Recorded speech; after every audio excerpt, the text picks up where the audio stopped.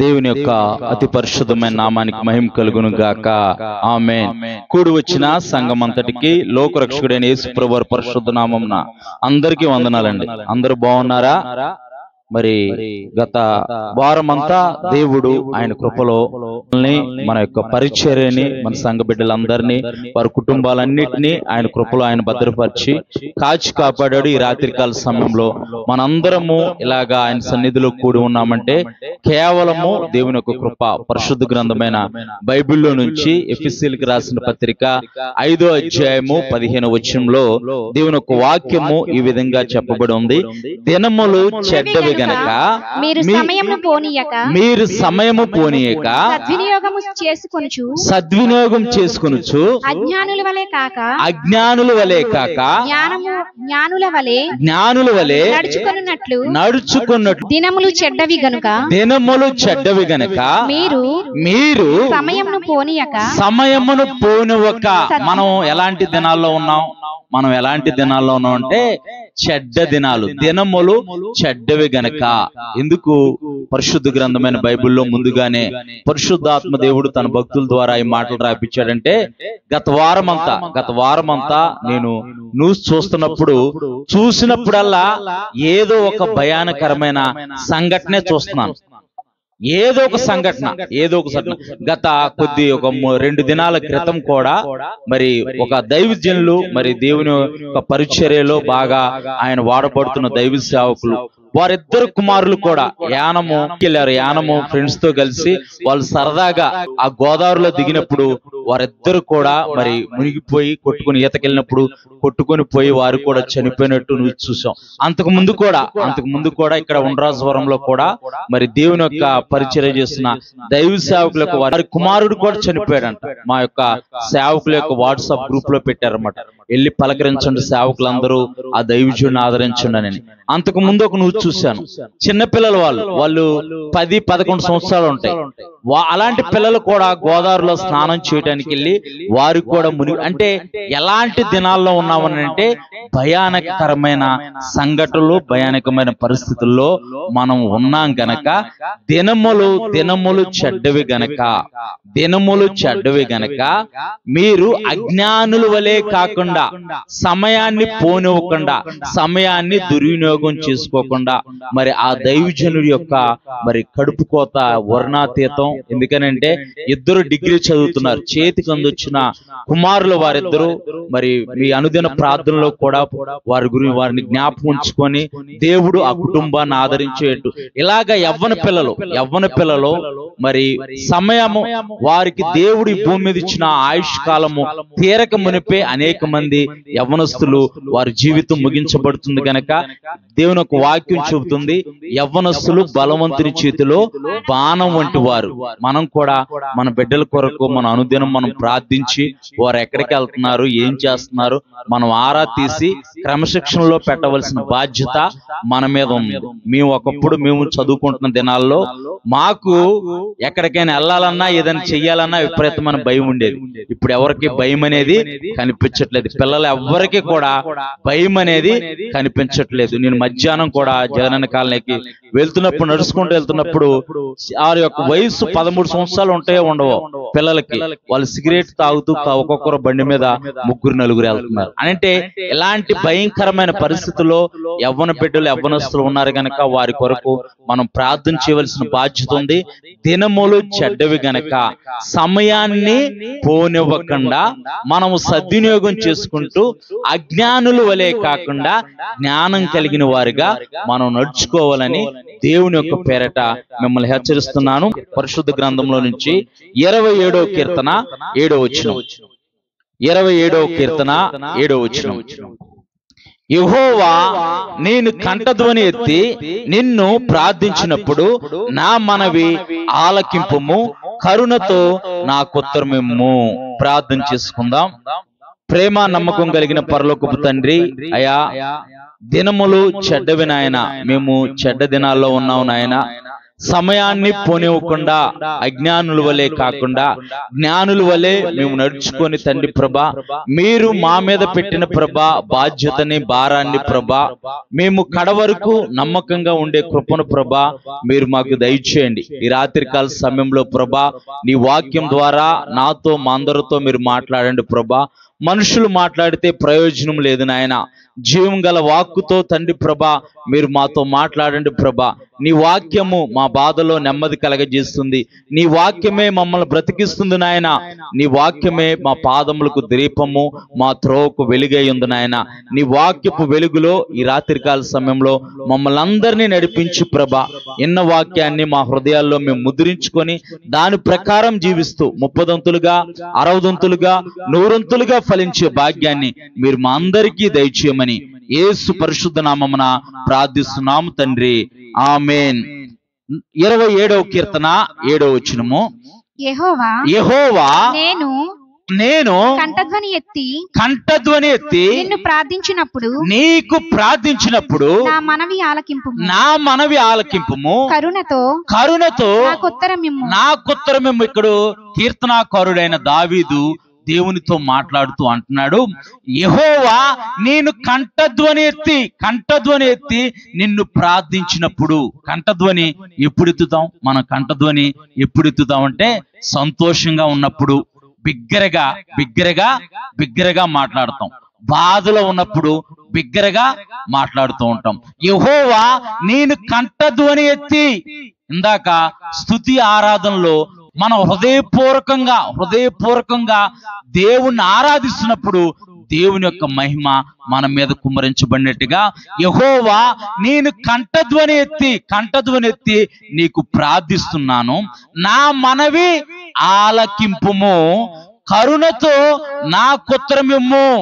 కంఠధ్వని మనం ఎప్పుడైతే బిగ్గరగా హృదయపూర్వకంగా దేవుని సన్నిధిలో మనం ప్రార్థిస్తూ ఉంటామో దేవుడు మన మనవులు ఆలకించి, మన హృదయపూర్వకంగా పై పెదవులతో కాదు కానీ హృదయపూర్వకంగా ఎప్పుడైతే మనం దేవుని సన్నిధిలో మొరపెడతామో దేవుడు మన మనవి ఆలకిస్తాడు. ఎందుకు ఆలకిస్తాడని అంటే మనల్ని ఆయన స్వరూపమందు ఆయన యొక్క పోలిక చొప్పున మనల్ని నిర్మించుకున్నాడు గనక మన ప్రార్థనని ఆయన వినే దేవుడు, మన మనవల్ని ఆయన ఆలకించే దేవుడు.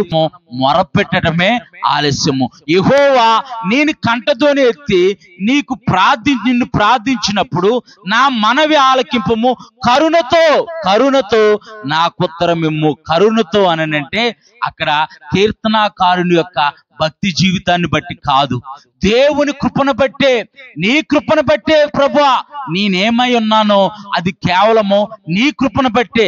నా భక్తి కాదు, నా శక్తి కాదు. నేను నీ సన్నిధిలోకి వచ్చి నీ సన్నిధిలో నేను ప్రార్థిస్తున్నాను, కంఠధ్వని ఎత్తి నేను నీకు మొరపెడుతున్నాను, నీవు నా మనవులు ఆలకిస్తావని, నాకు కరుణతో ఉత్తరం ఇస్తావని. అంటే కరుణతో, దేవుని యొక్క దయతో, దేవుని యొక్క ప్రేమతో దేవుడు మన మనవులు ఆలకించి మనకి జవాబును అనుగ్రహించే దేవుడు. ఎప్పుడైతే మనం ధైర్యంగా దేవుని సన్నిధిలోకి వచ్చి మొరపెడతామో దేవుడు మన మొర ఆలకించి మనకు జవాబునిచ్చే దేవుడు. మనకున్న వ్యతిరేకమైన పరిస్థితులన్నిటి నుంచి దేవుడు మనల్ని విడిపించే దేవుడు. మనం ధైర్యంగా దేవుని యొక్క సన్నిధానానికి రావాలి. దేవుని యొక్క సన్నిధానానికి రాకుండా మనము దేవుడికి అన్నీ తెలుసులే, దేవుడు నా జీవితంలో మేలులు చేస్తాడులే, దేవుడు నన్ను ఆదుకుంటాడులే అంటే పొరపాటు. నీవు దేవుణ్ణి వెంబడించకుండా ఇక్కడ కీర్తనాకారుడు అంటున్నాడు, నేను కంఠధ్వని ఎత్తి నేను నీకు మొరపెట్టినప్పుడు నీవు నా మనవిని ఆలకించి కరుణతో నాకు ఉత్తరం ఇచ్చే దేవుడు. పరిశుద్ధ గ్రంథమైన బైబిల్లో మనం చూద్దాం, దేవుడు మన మొర ఆలకిస్తాడా? ఇప్పటి వరకు నీవు దేవుని సన్నిధిలో మొరపెడుతున్నావేమో, దేవుడు నా మొర ఆలకించట్లేదు అనుకుంటున్నావేమో. ఒకవేళ ప్రార్థన చేయటానికి కూడా నీకు హృదయం రావట్లేదేమో. ప్రార్థన మాత్రం ఆపకు. దేవుడు తప్పకుండా దావీదుని జ్ఞాపకం చేసుకున్నట్టుగా పరిశుద్ధ గ్రంథమైన బైబిల్లో అనేక మంది భక్తుల జీవితాల్లో దేవుడు అనేక గొప్ప కార్యాలు చేసినట్టుగా ఈ రాత్రికాల సమయంలో దేవుడు మన మొరలు ఆలకించి, దేవుడు మన మనవులు ఆలకించి ఆయన జవాబు ఇవ్వబోతున్నాడు. దేవుని నామానికి మహిమ కలుగును గాక. పరిశుద్ధ గ్రంథమైన బైబిల్లో యేసు ప్రభువారు ఒక ఉపమానాన్ని చెప్పాడు. పట్టుదల గల ఉపమానం అంటారు దాన్ని ఏమంటారు? పట్టుదల గల ఉపమానం. అంటే పట్టుదలతో మనం ఎలా ప్రార్థించాలి, మనము దాన్ని పొందుకునే వరకు మనం ప్రార్థించాలి. దావీదుకు తెలుసు, దావీదు శ్రమల గుండా, ఇబ్బందుల గుండా, ఇరుకుల గుండా, ప్రాయ పరిస్థితుల గుండా, గాఢాంధకారపు లోయల గుండా ప్రయాణం చేసినప్పుడు దావీదు దేవుని మీదే ఆధారపడ్డాడు. తన సైన్యం మీద ఆధారపడలా, తన బలం మీద ఆధారపడలా, తన శక్తి మీద ఆధారపడలా. ఎందుకని అంటే దేవుని ఆత్మను దావీదు పొందుకున్నాడు గనక. దేవుని నామానికి మహిమ కలుగును గాక. దేవుణ్ణి అంగీకరిస్తే ఆయన పరిశుద్ధాత్మ వచ్చి మనలో నివసిస్తుంది గనక మనము దేవుని సొత్తు. దేవుడు మనల్ని వెలపెట్టుకున్నాడు గనక మనం నష్టపోవటము, మనం నాశనం అయిపోవటము దేవునికి అసలు ఇష్టం లేదు. మన చేజేతులారా మనమే కొన్ని వ్యతిరేకమైన నిర్ణయాలు తీసుకొని దేవుడికి దూరం అయిపోతాం. కానీ దేవుడు నిరంతరము ఆయన తట్టు మనం తిరుగుతామని ఎదురు చూసే గొప్ప దేవుడు. దేవుని నామానికి మహిమ కలుగును గాక. చూద్దాం పరిశుద్ధ గ్రంథమైన బైబిల్లో నుంచి యేసు ప్రభువారు ఒక అద్భుతమైన ఉపమానం చెప్పాడు. ఈ రాత్రికాల సమయంలో ఆ ఉపమానం ద్వారా కొన్ని ఆత్మీయ పాఠాలు మనం నేర్చుకొని మన ఆత్మీయ జీవితం వృద్ధి చెందడానికి ఆ ఉపమానం తోడ్పడుతుందని నేను విశ్వసిస్తున్నాను. పరిశుద్ధ గ్రంథంలో నుంచి లూకా సువార్త, పరిశుద్ధ గ్రంథంలో నుంచి లూకా సువార్త 11వ అధ్యాయము, లూకా సువార్త 11వ అధ్యాయము 5వ వచనం నుంచి చదువమ్మా. లూకా సువార్త. మరియు ఆయన వారితో ఇట్లనెను, అంటే ఇక్కడ యేసు ప్రభువారు తన శిష్యులకు చెబుతున్నారు మనము ఎలా ప్రార్థించాలి, ఎలా పట్టుదల గల ప్రార్థన చేయాలి, ఎలా ప్రార్థిస్తే దేవుడు మన మనవల్ని ఆలకిస్తాడో ఇక్కడ యేసు ప్రభువారు తన శిష్యులకి ఒక పట్టుదల గల ఉపమానం రీతిగా అక్కడ యేసు ప్రభువారు వారి శిష్యులకు చెబుతున్నాడు. చదువమ్మా. ఆయన వారితో ఇట్లనెను, మీలో ఎవనికైనా ఒక స్నేహితుడుండగా అతడు అర్ధరాత్రి వేళ ఆ స్నేహితుని యొద్దకు వెళ్ళి స్నేహితుడా నాకు 3 రొట్టెలు బదులిమ్ము, నా స్నేహితుడు ప్రయాణం చేయుచు మార్గంలో నా యొద్దకు వచ్చి ఉన్నాడు. అందరూ జాగ్రత్తగా వినాలి. ఇక్కడ యేసు ప్రభువారు ఉపమాన రీతిగా తన శిష్యులకు చెబుతూ ఇద్దరు స్నేహితులు ఉన్నారు. ఒక స్నేహితుడు తన గృహంలో ఉన్నాడు. ఇంకో స్నేహితుని వద్దకు అతని స్నేహితుడు వచ్చాడు. ఇంకో స్నేహితుని వద్దకు అతని స్నేహితుడు వెళ్తూ మార్గ మధ్యలో ఇక్కడ నా స్నేహితుడు ఉన్నాడు కదా అని ఆ స్నేహితుని వద్దకు అతను వస్తే ఆ స్నేహితుని వద్ద ఆహారం ఏమీ లేకపోతే ఆ స్నేహితుడికైనా వేరే స్నేహితుడు ఉంటే అతని వద్దకు వెళ్ళి ఎప్పుడు వెళ్ళాడంట? రాత్రి వేళ వెళ్ళి అక్కడ నా స్నేహితుడు నా వద్దకు వచ్చాడు, నా దగ్గర తినడానికి ఆహారం ఏమీ లేదు అంటూ అక్కడ మాట్లాడుతున్నాడు. చదువమ్మా. అతనితో చెప్పిన ఎడల అతడు లోపలనే ఉండి నన్ను తొందర పెట్టవద్దు, తలుపు వేసి ఉన్నది, నా చిన్న పిల్లలు నాతో కూడా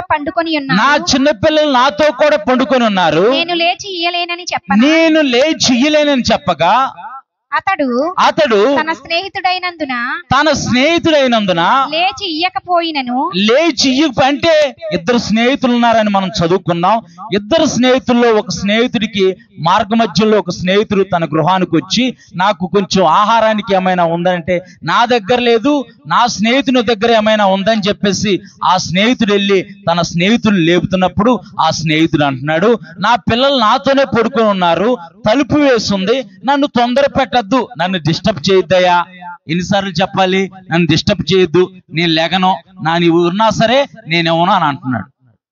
చదువమ్మా. అతడు తన స్నేహితుడైనందున లేచి ఇయ్యకపోయినను అతడు సిగ్గుమాలి మాటి అంటే నేను ఎవరయ్యా, నా వల్ల కాదయ్యా, వెళ్ళిపోయా, పిల్లల్ని పడుకొని ఉన్నారు, ఎందుకయ్యా రాత్రిపూట వచ్చి గోల్ చేస్తావు, ఎవనని చెప్పాను కదా అని అతడు కసురుకున్నా, అతడు గట్టిగా మాట్లాడినా సరే ఈ స్నేహితుడంట అతడు తన స్నేహితుడైనందున సిగ్గుమాలి మాటికి అడుగుతున్నాడంట. దేవుని నామానికి మహిమ కలుగును గాక. సిగ్గుమాలి అని అంటే నాకు నువ్వు ఏ శిక్ష వేసినా పర్లేదని తగ్గించుకునే స్వభావం అన్నమాట. నువ్వు నాకు ఎలాంటి శిక్ష వేసినా సరే పర్లేదని సిగ్గుమాలంటే తన్ను తాను దిగజార్చుకున్నాడు, తన్ను తాను తగ్గించుకొని, అయ్యా నా ప్రాణ స్నేహితుడయ్యా, ఏదో మార్గం గుండా వెళ్తూ మా ఇంటికి వచ్చాడయ్యా, అయ్యా అతడు ఆకలితో ఉన్నాడయ్యా, ప్లీజ్ అయ్యా అని అడుగుతుంటే, నా పిల్లలు నా పక్కన పడుకొని ఉన్నారు, నేను లెగిస్తే వాళ్ళు కూడా లెగుస్తారు, మళ్ళీ గోల ఎందుకు ఈ తలనొప్పి, అయ్యా వెళ్ళిపో అని చెప్పేస్తానంటే, కాదయ్యా నా స్నేహితుడు ఆకలితో ఉన్నాడయ్యా, అయ్యా ప్లీజ్ అయ్యా అని సిగ్గుమాలి అంటే తన్ను తాను దిగదార్చుకొని మాటికి అడుగుతున్నాడు. చదువమ్మ. అతడు సిగ్గుమాలి మాటికి అడుగుట వలనైనను లేచి అతనికి కావలసినవన్నీ ఇచ్చును అని మీతో చెప్పుచున్నాను. ఇచ్చునని అంటే అతను మాటికి సిగ్గు అంటే తన్ను తాను దిగజార్చుకొని తన్ను తాను తగ్గించుకొని మాటికి అడగటం అంటే ఆ గుమ్మం దగ్గర నుంచి అక్కడే ఉన్నాడు. ఆ గుమ్మం దగ్గర నుంచి ఒక్క అడుగు కూడా పక్కకే లేదు, ఒక్క అడుగు కూడా జరగలేదు. అయ్యా ఒక్కసారయ్యా, అయ్యా కనికరించయ్యా, అయ్యా ఒక్కసారయ్యా, ప్లీజ్ అయ్యా కనికరించయ్యానని మాటికి తన్ను తాను తగ్గించుకొని అడగటం వల్ల విసుక్కున్న స్నేహితుడు కూడా లెగిచి వచ్చి తనకు రొట్టెలు ఇచ్చాడంట. దేవుని నామానికి మహిమ కలుగును గాక. మనం మరి మాటికి దేవుని సన్నిధానికి ఎందుకు రావట్లేదు? మనం కార్యాల కొరకే దేవుని వెంబడించే వారిగా ఉన్నాం. మాటికి మనం దేవుని ఎందుకు అడగట్లేదు? మనం మాటికి దేవుడి సన్నిధిలో ఎందుకు గోజార్చలేదు? నువ్వు మాటికి దేవుని సన్నిధిలో నీ అవసరతల నిమిత్తము నీవు గోజారితే, నీ అవసరతల నిమిత్తము నేను తగ్గించుకొని, నా ఆధారం నీవే ప్రభా, నా ఆశ్రయదుర్గం నీవే ప్రభా, నీవు తప్ప నాకు ఆధారం ఏదీ లేదయ్యా, నీవే నా ఆశ్రయదుర్గం ప్రభా, నీవే నా పోషకుడివి, నీవే నా విమోచకుడివి, నాకున్న సమస్యలన్నీ నాకున్న బాధలన్నీ నీ ముందు పెడుతున్నాను ప్రభా. దావీదు భక్తుడు కీర్తనాకారుడు అంటున్నాడు, యెహోవా నేను కంఠధ్వని ఎత్తి నేను నిన్ను ప్రార్థించుచున్నాను, నీవు నా మనవులు ఆలకిస్తావు, అలాగే కరుణతో నాకు ఉత్తరం ఇస్తావు అని. మరి దేవుడు కరుణతో మనకు ఉత్తరం ఇస్తాడని మనం గుర్తెరగట్లేదా? ఒకవేళ గుర్తెరిగి చెయ్యిపోయినా పర్లేదులే, మన గురించి ఆయనకి తెలుసులే అని చెప్పేసి మనము ప్రార్థన పక్కన పెడుతున్నామా? మన జీవితాల్లో కార్యాలు మనం పొందుకోలేకపోతున్నామంటే, మన జీవితాల్లో దేవుడి కార్యాలు మన జీవితాల్లో జరగట్లేదని అంటే అది మన పొరపాటు అని నేను అంటాను. మనకేదైనా అవసరత కావాలి, మనకేదో ఒక లోన్ కావాలండి. ఒక లోన్ కావాల్సిన అవసరమైనప్పుడు మనము బ్యాంక్ దగ్గరికి వెళ్తాం. ముందు బ్యాంక్ దగ్గరికి వెళ్ళినప్పుడు వాడు అడుగుతాడు, నీ మొత్తం ట్రాన్సాక్షన్ అంతా నాకు ఇవ్వు, నీ ఏ డాక్యుమెంట్స్ పెడతావు? ఇంటి డాక్యుమెంట్స్ పెడతావా? ఇంటి డాక్యుమెంట్స్ పెడితే మీ నాన్న వాళ్ళ నాన్న లింక్ డాక్యుమెంట్స్ అంటారు వాటిని. ఈ స్థలం ఎక్కడ కొన్నావు, ఎవరి దగ్గర కొన్నావు, ఒక మూడు తరాలు వెనక్కి లింక్ డాక్యుమెంట్స్ కావాలంటాడు. అవి తెస్తేనే నేను లోన్ ఇస్తాను, లేకపోతే ఈ డాక్యుమెంట్స్ తప్పేమో, అవి తెస్తేనే నేను లోన్ ఇస్తాను. ఉద్యోగం చేస్తే నీ స్టేట్మెంట్ అంతా నాకు కావాలి, ఇవన్నీ ఉంటేనే లోన్ ఇస్తాను. మరి ఇవన్నిటిని మనం తీసుకెళ్లి సబ్మిట్ చేస్తామా, చేయమా? మనం ఇసుకుంటామా? ఈడేంట్రా అడుగుతా, ఇసుకున్నా సరే ఒకవేళ మనకు చిరాకు వచ్చినా సరే ఇవన్నీ ఎందుకు సబ్మిట్ చేస్తాము? మనకి లోన్ డబ్బులు వస్తాయని. ప్రభుత్వం వారు ఏదైనా పథకం పెడతారు, పథకం పెట్టినప్పుడు దానికి కావాల్సినవన్నీ మన దగ్గర లేకపోయినా మనం సృష్టించుకుంటాం వాటిలన్నిటిని. అది నేను చెప్పాల్సిన అవసరం లేదు, మీకు తెలుసు అనుకో. మనం సృష్టించుకుంటాం, ఏదో రకంగా మనం సృష్టించుకుంటాం. ఎందుకు? ఆ పథకం మనకు వర్తిచ్చిద్ది, మనం ఆ పథకానికి అర్హులమని. మరి లోకంలో ఉన్న వాటి కొరకే మనం ఈ విధంగా ప్రయాసపడుతుంటే, దేవుని దగ్గర మనం తగ్గించుకొని మాటికి అడిగితే దేవుడు మన ఆలకించడా?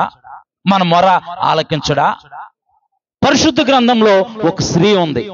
యేసు ప్రభువు వారి వద్దకు వచ్చింది. ఎలాంటి స్థితిలో వచ్చిందో మనం చూద్దాం. మత్తయి సువార్త 15వ అధ్యాయము, మత్తయి సువార్త 15వ అధ్యాయము 21వ వచనం. యేసు అక్కడ నుండి బయలుదేరి తూరు సీదోనుల ప్రాంతములకు యేసు ప్రభువారు ఈ భూమి మీద నివసిస్తున్న కాలంలో యేసు ప్రభువారు ఈ భూమి మీద 33.5 సంవత్సరాలు జీవించారు. 3.5 సంవత్సరాలు ఆయన సువార్త పరిచర్యలో వాడబడ్డారు. ఆయన ఈ భూమి మీద నివసిస్తున్నప్పుడు అనేక అద్భుత కార్యాలు, అనేక ఆశ్చర్య కార్యాలు చేసిన గొప్ప దేవుడు. దేవుని నామానికి మహిమ కలుగును గాక. యేసు ప్రభువారు ఈ భూమి మీద సంచరిస్తున్న కాలంలో, ఆయన బ్రతికి ఉన్న దినాల్లో ఆయన మార్గం గుండా వెళ్తున్నాడంట. యేసు అక్కడ నుండి బయలుదేరి తూరు సీదోనుల ప్రాంతములకి వెళ్ళగా, ఇదిగో ఆ ప్రాంతముల నుండి కానాను స్త్రీ ఒకటి వచ్చి, ప్రభువా, దావీదు కుమారుడా, నన్ను కనుకరింపుము అంటుందంట. ఈమె అన్ని జనురాలు, దేవుణ్ణి ఎరిగిన స్త్రీ కాదు, దేవుణ్ణి నమ్ముకున్న స్త్రీ కాదు. అన్ని జనురాలు అయినప్పటికీ కూడా, దేవుణ్ణి ఎరగనప్పటికీ కూడా దేవుని యొక్క దగ్గరకు వచ్చి అంటుంది, దావీదు కుమారుడా. పరిశుద్ధ గ్రంథమైన బైబిల్లో ఒక వ్యక్తి దావీదు కుమారుడా అని పిలిచారు. ఎవరు ఆయన పేరు? భర్తమై అనే గుడ్డివాడు దావీదు కుమారుడా అని పిలిస్తే, యేసు ప్రభువారు వెళ్ళే వ్యక్తి కూడా ఆగి నిల్చొని, అతన్ని నా యొద్దకు తీసుకురండి అని ఆ యొక్క గుడ్డివాడిని ముట్టగానే అతనికి చూపు పొందుకున్నాడు. దేవుని నామానికి మహిమ కలుగును గాక.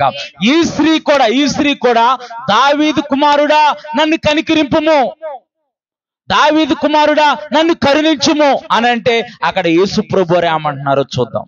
ప్రభువా, దావీదు కుమారుడా, నన్ను కరుణింపుము, నా కుమార్తె దయ్యము పట్టి బహు బాధపడుచుందంట. తన కుమార్తెకి దెయ్యం పట్టి, దురాత్మ పట్టి బహు బాధపడుచుంది. చదువమ్మా. అందుకాయన ఆమెతో ఒక్క మాట అయినను చెప్పలేదు. ఒక్క మాట. ఆమె, దావీదు కుమారుడా, నన్ను కనుకరించయ్యా, నా కుమార్తెకి దెయ్యం పట్టిందయ్యా, నా కుమార్తె దురాత్మ పట్టిందయ్యా, ఆమె చావు బతుకుల మధ్య ఉందయ్యా, అయ్యా కరుణించయ్యా అని అంటే ఆయన ఒక్క మాట కూడా మాట్లాడలేదంట.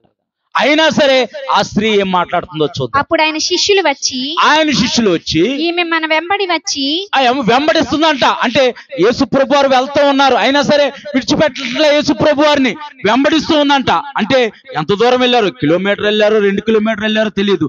ఆమె వెంబడిస్తూ అంటాం, దావీదు కుమారుడా కనికరించాయా, దావీదు కుమారుడా కనికరించాయా అని అంటే, ఆ శిష్యులు అక్కడ చూసి అంటున్నారంట, ఇవ మనల్ని వెంబడిస్తుంది ప్రభువా, ఈమెకి ఏదో ఒక మాట చెప్పేసి పంపించేయచ్చు కదా, ఎందుకు ఇలాగా అని చెప్పేసి వాళ్ళ శిష్యులు అంటున్నారు. చదువమ్మ. మన వెంబడి వచ్చి కేకలు వేస్తుందంట. మనం కొద్దిగా ప్రార్థన చేస్తే, ఒక 10 నిమిషాలు ప్రార్థన చేస్తే తెలిసిపోతాం. మనం ఒక 10 నిమిషాలు ప్రార్థన చేస్తే అలసిపోతాం. దావీదు అంటున్నాడు, కీర్తనకారుడు అంటాడు, నేను కంఠధ్వనెత్తి నేను నీకు ప్రార్థిస్తున్నాను, నీవు నా మనవులు ఆలకించి నాకు కరుణతో ఉత్తరం ఇస్తావని. మనం ఒక 10 నిమిషాలు ప్రార్థన చేసి ఏదో ప్రపంచాన్ని జయించిన వాళ్ళకి మళ్ళీ మనం బిల్డప్ ఇచ్చేస్తాం. బయటకు వచ్చి ఒక అరగంట బైబిల్ చదివేసి ఏదో మన బైబిల్ మొత్తం ఏదో తెలుసుకున్న వాళ్ళకిలాగా మనం బిల్డప్ ఇచ్చేస్తాం. ఇక్కడ తూరు సీదోను ప్రాంతం నుంచి వచ్చిన స్త్రీ వారు వెంబడే నడుస్తుందంట. యేసు ప్రభు వారు వెంబడే నడుస్తూ ఉంటుంటే ఆ శిష్యులు అంటున్నారు, ఎందుకు ప్రభు ఏం కేకలేస్తుంది? కేకలేటువంటి ఎలాగా అని అంటే, గొడవైనప్పుడు చూడాలి కేకలేయటం ఎలాగా. గొడవైనప్పుడు ఎవరికన్నా గొడవలు అవుతూ ఉంటుంటే, ఆ గొడవైనప్పుడు చూడాలి కేకలేయటం ఎలాగో. ఒకసారి వీడియో తీస్తే కనపడిద్ది అనమాట. వాళ్ళు జేబిఎల్ సౌండ్లు ఎంత బాగా మాట్లాడతారు, ఎంత గట్టిగా అరుస్తారు. ఇక్కడ అంత గట్టిగా కేకలేస్తుంది, దావీదు కుమారుడా నన్ను కనుకరించు ప్రభువా అని గట్టిగా కేకలేస్తుంది. చదువమ్మ. ఈమెను పంపివేయమని ఆయనను వేడుకొనగా ఆయన ఇశ్రాయేలు ఇంటివారైనా నశించిన గొర్రెల యొద్దకే, అంటే నేను నా ప్రజల యొద్దకే వచ్చాను. అసలు ఆమె ఏమనిద్ది, ఆమె విశ్వాసం ఎలాంటిదని యేసు ప్రభువారు అడుగుతూ, యేసు ప్రభువారు ఆమెను ఒకసారి టెస్ట్ చేస్తున్నారు, పరిశోధిస్తున్నారు అనమాట. నేను ఇశ్రాయేలు ఇంటి వారి వద్దకే నేను వచ్చాను, నేను నా ప్రజల వద్దకే నేను వచ్చానమ్మా అని అంటూ అక్కడ యేసుప్రభు వారు ఏమంటున్నారో చూద్దాం. నశించిన గొర్రెల యొద్దకే నశించిన గొర్రెల వద్దకే మరి ఎవరి యొద్దకును నేను పంపబడలేదని అయినను అంటే నీ కొరకు నేను రాలేదమ్మా ఇల్లమ్మా అని అన్నాడు. నీ కొరకు నేను రాలేదమ్మా నీ చేయనమ్మా అని అన్నాడు. మనం ఏమంటాం? బ్యాంక్ మేనేజర్ గాని లేకపోతే ప్రభుత్వ అధికారి గాని ఈ పథకం నీకు రాదమ్మా అంటే మనం ఏమంటాం? ఓసారి మీరు ఊహించుకోండి, ఇది రాదమ్మా మీకు అవదమ్మా అంటే మనం ఏం చేస్తాం? అది ఏ విధంగా అయ్యిద్దో అన్ని రకాలుగా ఆలోచిస్తాం, అన్ని రకాలుగా ప్రయత్నం చేస్తాం. ఇక్కడ ఈ స్త్రీని యేసుప్రభు వారు అన్నారు, నేను నశించిన నా జనుల యొద్దకే వచ్చానమ్మా, నేను మీ కొరకు రాలేదమ్మా, ఎల్లమ్మా అని అన్నాడు. అయినా సరే ఆ స్త్రీ ఎలాగా దేవుని బతిమాలుతుందో చూద్దాం. ఆయనను ఆమె వచ్చి ఆయనకు మొక్కి ప్రభువా మొక్కి అని అంటే నేను అనుకుంటాను కాళ్ళు పట్టేసుకుందేమో. ఒకవేళ యేసుప్రభు వారు కాళ్ళు పట్టేసుకుందేమో, కదలనివ్వట్లేదేమో యేసుప్రభు వారిని. చదువమ్మా. ప్రభువా నాకు సహాయం చేయము. చదువమ్మా. అందుకాయన పిల్లల రొట్టె తీసుకొని కాళ్ళు పట్టేసుకుని ప్రభువా నాకు సహాయం చేయమని చెప్పి అని ఆమె వదలట్లేదేమో. అయితే అక్కడ యేసుప్రభు వారు అంటున్నారంట, ఏమైనా ఎలాగైనా వదిలించుకోవాలి, అసలు ఏం విశ్వాసం ఎలాంటిదో చూద్దామని అక్కడ యేసుప్రభు వారు మాట్లాడుతున్నారు. పిల్లల రొట్టెలు తీసుకొని కుక్క పిల్లలకు వేయుట యుక్తము కాదని చెప్పగా అక్కడ మనం లోక సువార్తలో చదువుకున్నాం, సిగ్గుమాలిన వాడై. ఇక్కడ యేసుప్రభు వారు అంటున్నారు, ఇక్కడ పిల్లల రొట్టెలు తీసుకొని కుక్క పిల్లలకు వేయట న్యాయమా అని అడుగుతున్నాడు, యుక్తమా అని అడుగుతుంటే ఒక్క మాటలో చెప్పాలని అంటే పిల్లలు తినే రొట్టెలో కుక్కలకు పెట్టడం న్యాయమేనా అని అంటున్నారు. అయినా సరే ఆ స్త్రీ ఏమంటుందో చూద్దాం. ఆమె నిజమే ప్రభువా నిజమే పిల్లల రొట్టెలో కుక్క పిల్లలకు పెట్టుట న్యాయం కాదు, నిజమే నువ్వు అన్నది నిజమే అని అంటూ అక్కడ అంటుంది. కుక్క పిల్లలు కూడా తమ యజమానుడి బల్ల మీద నుంచి మొక్కలు తినును కదా, పడిపోయిన మొక్కలో తినును కదా అని చెప్పాను. అప్పుడు అందుకు యేసు అమ్మా నీ విశ్వాసము గొప్పది, నీవు కోరినట్టే నీకు అవునుగాక ఆమెతో చెప్పాను. ఆమె కుమార్తె స్వస్థత నొందెను. దేవుని నామానికి మహిమ కలుగును గాక. ఏం ఇక్కడే ఉంది, యేసుప్రభు వారు మాట చెప్పారు, అబ్బా నీ విశ్వాసం గొప్పదమ్మా, నీవు తగ్గించుకున్నావు. నేను కుక్క అన్నా సరే నీవు బోధకుడివి, నీవు ప్రభుడివి, నీవు దావీదు కుమారుడివి అని నీవు తగ్గించుకున్నావు, నన్ను ప్రతిమాలావు, నా యొద్ద నీవు తగ్గించుకున్నావు గనక నీ విశ్వాసం చొప్పున నీవు ఏదైతే కోరుకుంటున్నావో నీకు అలాగే జరుగును గాకనంటే ఆ గడిలోనే కుమార్తె నుండి ఆ దురాత్మ వెళ్ళిపోయింది. ఆ కుమార్తె స్వస్థత నొందింది. దేవుని నామానికి మహిమ కలుగును గాక. అంటే మనల్ని తగ్గించుకొని దేవుని సన్నిధికి వచ్చి మాటికి దేవుని సన్నిధిలో గడుపుతూ, దేవుని సన్నిధిలో మనం ప్రార్థిస్తూ, దేవుణ్ణి స్తుతిస్తూ, దేవుణ్ణి ఆరాధిస్తూ ఉంటుంటే దేవుడు మన జీవితాల్లో ఎందుకు కార్యాలు చేయడు? మనం అడగకే మనం కార్యాలు పొందుకోవట్లేదు. ఒకవేళ అడిగితే ఆయన ఇచ్చే దేవుడు. లోకాసు వార్త 11:8 చదువు. అతడు తన స్నేహితుడైనందున లేచి ఇయ్యకపోయినను అతడు సిగ్గుమాలి మాటిమాటికి అడుగుట వలన లేచి అతనికి కావలసినవన్నీ ఇచ్చును అని మీతో చెప్పుచున్నాను. అక్కడ ఆమె కూడా సిగ్గుమాలిందై తనను తాను తగ్గించుకొని, నీవు నాకు ఎటువంటి శిక్ష చేసినా పర్లేదు ప్రభువా, నువ్వు నన్ను ఏ విధంగా శిక్షించినా పర్లేదు, నా కుమార్తె మాత్రం ఆ దురాత్మ నుంచి విడుదల పొందుకోవాలి ప్రభువా అని యేసు ప్రభువారి యొక్క పాదాలు పట్టుకొని బిగ్గరగా కేకలు వేసి ఆయనకు మొక్కి ఆయనకి నమస్కారం చేసి ఆయన సన్నిధిలో అద్భుతాన్ని పొందుకుంది. దేవుని నామానికి మహిమ కలుగును గాక. నీవు అనుకుంటున్నావేమో, నేను మాటికి దేవుని సన్నిధికి వస్తున్నాను, దేవుడు నా జీవితంలో ఏమీ చేయలేదు అనుకుంటున్నావు. దేవుడు తగిన కాలమందు నీ జీవితంలో అద్భుతాలు ఆశ్చర్యకార్యాలు చేస్తాడు. దేవుని నామానికి మహిమ కలుగును గాక. ప్రార్థించటం మానకు, ప్రార్థించడం మానకో. మనము విసుగక ప్రార్థించాలని ప్రభు కోరుకుంటున్నాడు. ఆయన సన్నిధిలో మనం ప్రార్థించే వారిగా ఉండాలి.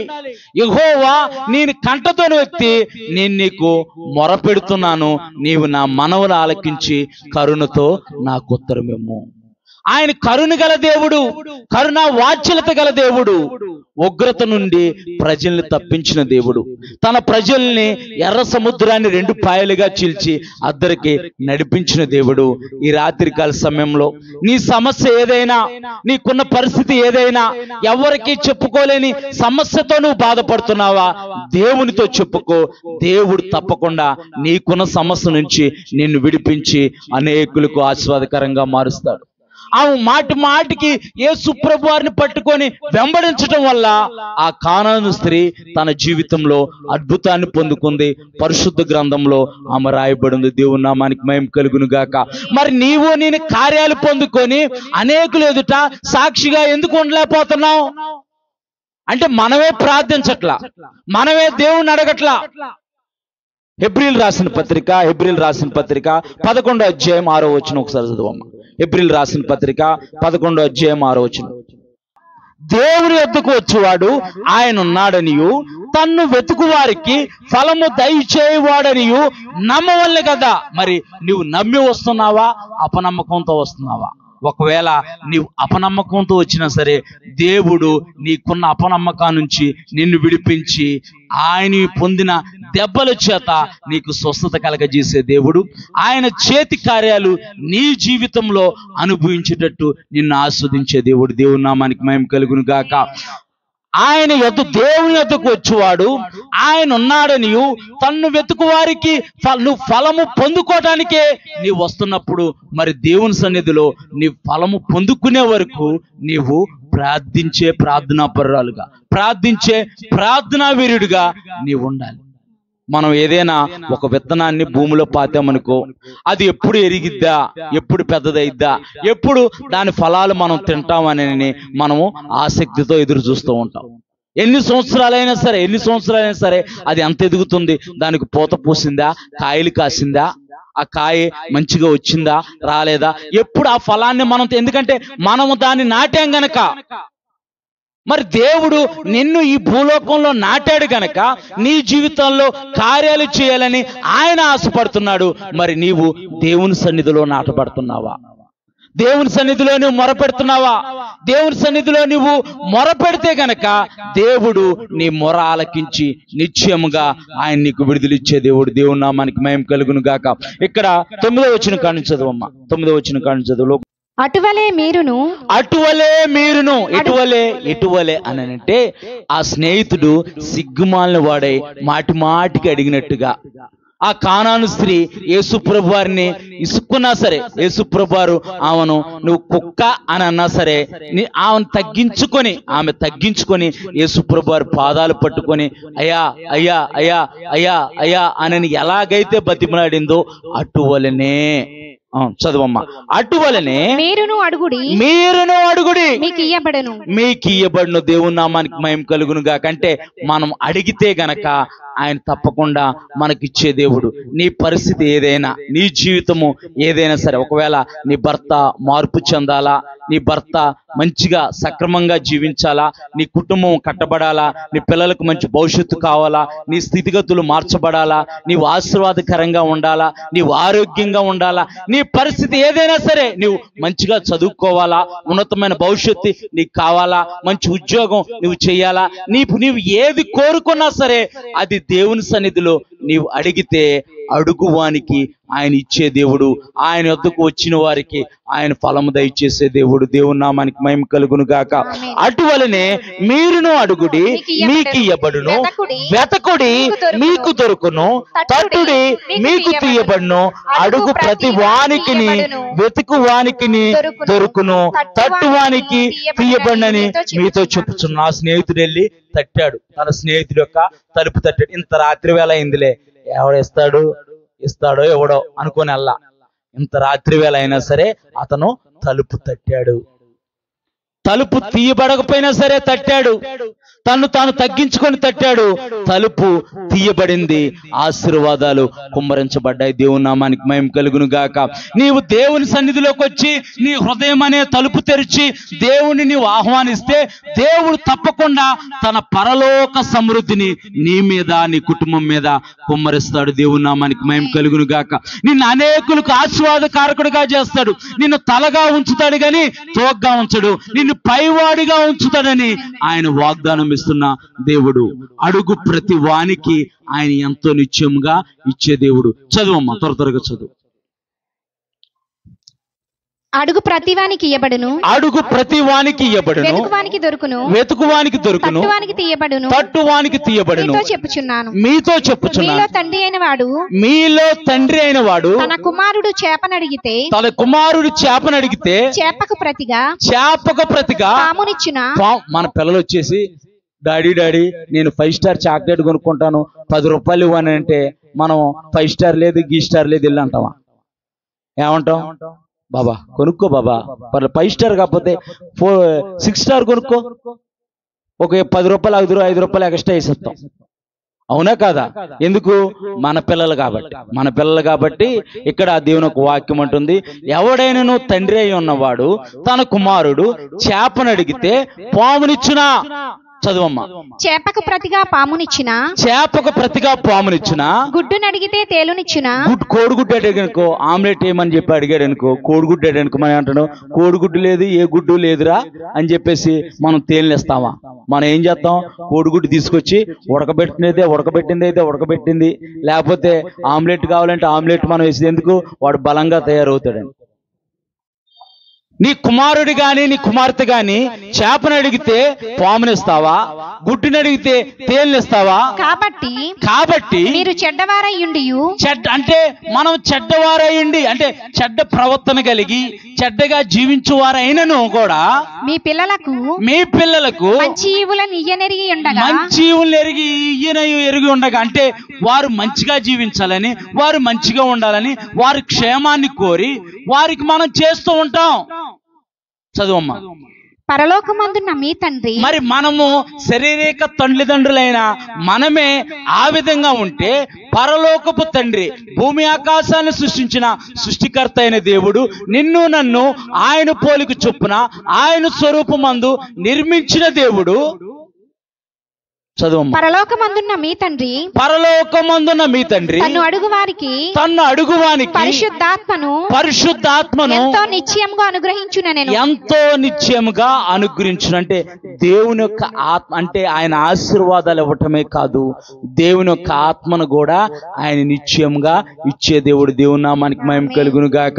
దావీదు మీదకి దేవుని ఆత్మ బలంగా రాగా దావీదు మేక పిల్లలు చీల్చినట్టు సింహాన్ని చీల్చివేశాడు. యెహోవా ఆత్మ దావీదు మీదకి రాగా దావీదు ఎలుగుబంటును చీల్చివేశాడు. యెహోవా ఆత్మ దావీదు మీదకి రాగా గొల్యాదు లాంటి సమస్యను కూడా దావీదు జయించాడు. దేవుని నామానికి మహిమ కలుగును గాక. మనకు ఆశీర్వాదాలు పొందుకోవటం వల్ల, మనము ఆశీర్వాదాలు అనిపించడం వల్ల తండ్రి మహింపరచబడతాడని దేవుని యొక్క వాక్యం చెబుతుంది. మీరు ఆశీర్వాదాలు అడగటమే కాదు, నా ఆత్మను కూడా మీరు పొందుకుంటే వారి మీదకి పరిశుద్ధాత్మ వచ్చినప్పుడు వారు శక్తి నొందారు. దేవుని నామానికి మహిమ కలుగును గాక. నీ చుట్టూ ఏలుబడి చేస్తున్న చీకటిని నువ్వు జయించాలంటే, నీ చుట్టూ ఉన్న పాపాన్ని నువ్వు జయించాలంటే, ఈ పాపలోకంలో నీవు పరిశుద్ధుడిగా జీవించాలంటే నిశ్చయంగా దేవుని యొక్క ఆత్మను పొందుకోవాలి. దేవుని యొక్క ఆత్మను నీవు పొందుకోవాలంటే దేవుని యొక్క రక్తంలో నీవు కడగబడాలి. దేవుని యొక్క రక్తంలో నీవు కడగడం అంటే ప్రభువాన్ని లోకరక్షకుడిగా నీ నోటితో నీవు ఒప్పుకొని నీ హృదయమందు నీవు విశ్వసించి ఆయన యొక్క రక్షణను నీవు స్వీకరిస్తే ఆయన యొక్క పరిశుద్ధాత్మ మీలో వచ్చి నివాసం ఉండిది. దేవుని నామానికి మహిమ కలుగును గాక. ఎంతో నిశ్చయంగా ఆయన ఆశీర్వాదాలు ఇవ్వటమే కాదు, ఆయన ఆత్మను కూడా ఆయన ఎంతో నిశ్చయంగా మనకు అనుగ్రహిస్తాడంట. నా ఆత్మ లేనివాడు నా వాడు కాదు అని దేవుని యొక్క వాక్యం చెబుతుంది. ఆయన గొర్రెల్ని మేకల్ని వేరుపరుస్తాడు. ఆయన్ని ఎరిగిన బిడ్డల్ని ఆయన విడిచిపెట్టే దేవుడు కాదు. ఈ రాత్రికాల సమయంలో ఈ పట్టుదల గల ఉపమానం ద్వారా దేవుడు మనము ఎలా ప్రార్థించాలి, మనము ఈ లోకంలో ఉన్న సమస్యల గురించే ప్రార్థించటం కాదు, దేవుని ఆత్మను పొందుకొని ఇంకా ప్రతిష్టంగా, ఇంకా పట్టుదలగా, ఇంకా మనము దేవుని సన్నిధిలో గోజారుతూ కూడా ఆయన యొక్క ఆశీర్వాదాలు పొందుకునే వారిగా ఉండాలని దేవుడు ఈ రాత్రికాల సమయంలో ఈ యొక్క లేఖనాన్ని మన ముందు ఉంచాడు.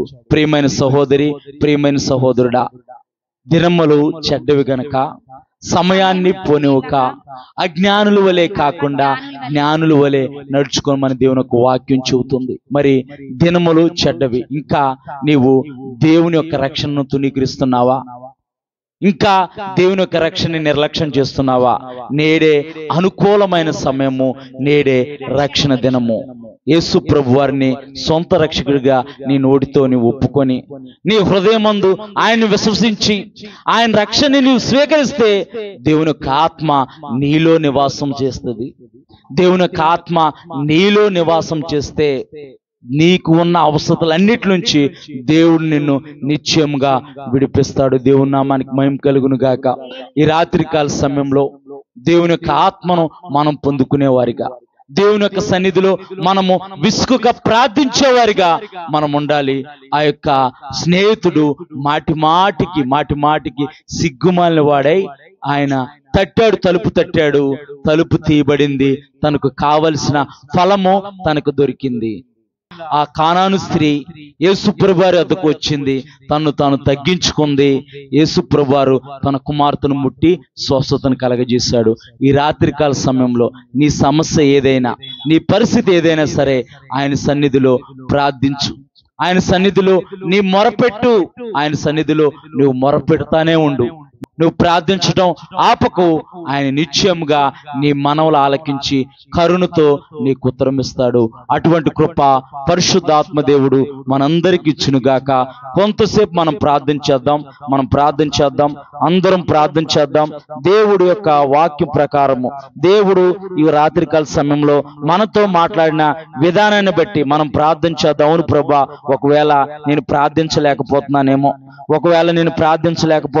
ప్రభా, అయా ప్రార్థన ఆత్మతో నన్ను నింపండి, నీ పరిశుద్ధాత్మ శక్తితో నన్ను నింపండి ప్రభా. అయా నింపండి నాయన, నింపండి ప్రభా. నీవు నా మనవులు ఆలకించి, నా ప్రార్థన ఆలకించి, అయా నాకు కరుణతో ఉత్తరమిచ్చే దేవుడు ప్రభా. ఈ రాత్రికాల సమయంలో నన్ను దర్శించు ప్రభా, నా కుటుంబాన్ని దర్శించు ప్రభా. అయా రక్షణలోకి నన్ను నడిపించు ప్రభా. అయా నీ రక్షణలోకి నన్ను నడిపించు ప్రభా. నీ రక్షణలోకి నన్ను నడిపించు ప్రభా. నీ ఆత్మను నేను పొందుకోవాలి ప్రభా. నీ కార్యాలు నా జీవితంలో జరగాలని ఆయన అంటూ ప్రార్థిద్దాం. ఆయన సన్నిధిలో ప్రార్థిద్దాం. దేవుని యొక్క సన్నిధి, దేవుని యొక్క ప్రసన్నత, దేవుని యొక్క మహిమా మేఘము మన మధ్య ఉంది గనక ఆయన నిశ్చయముగా నీ మనవులు ఆలకించే దేవుడు, ఆయన నిశ్చయముగా నీ మొర ఆలకించే దేవుడు, ఆయన నిశ్చయముగా మన ప్రార్థన ఆలకించే దేవుడు. కానాను స్త్రీ యొక్క మొరను ఆలకించాడు. ఆ స్నేహితుడు ఆలకించి తనకు కావలసింది ఇచ్చినట్టుగా మీరు మాటికి అడగమంటున్నాడు. మాటికి మనం దేవుని సన్నిధిలో అడగాలి. మనం విసుగుగా ప్రార్థించాలి. ఈ అంత్య దినాల్లో ప్రార్థన కరువు అయిపోతుంది. ఈ అంత్య దినాల్లో ప్రార్థించే ప్రార్థన తక్కువైపోతుంది. మన జీవితాల్లో ప్రార్థన తక్కువైపోతుందేమో, మన కొరకు మనం ప్రయాసపడుతున్నామేమో, కానీ దేవుని సన్నిధిలో మనం ప్రార్థించలేకపోతున్నామేమో. దేవుడు ప్రార్థించమంటున్నాడు, ఆయన సన్నిధిలో ప్రార్థించమంటున్నాడు. ఆయన కార్యాలు చేయడానికి సిద్ధంగా ఉన్నాడు. ఈ రాత్రికాల సమయంలో నీ ప్రార్థనని నువ్వు ఆపుకో. నీ జీవితంలో ఇంకా కార్యాలు జరగట్లేదంటే నువ్వు ఇంకా ప్రార్థించట్లేదని అర్థము.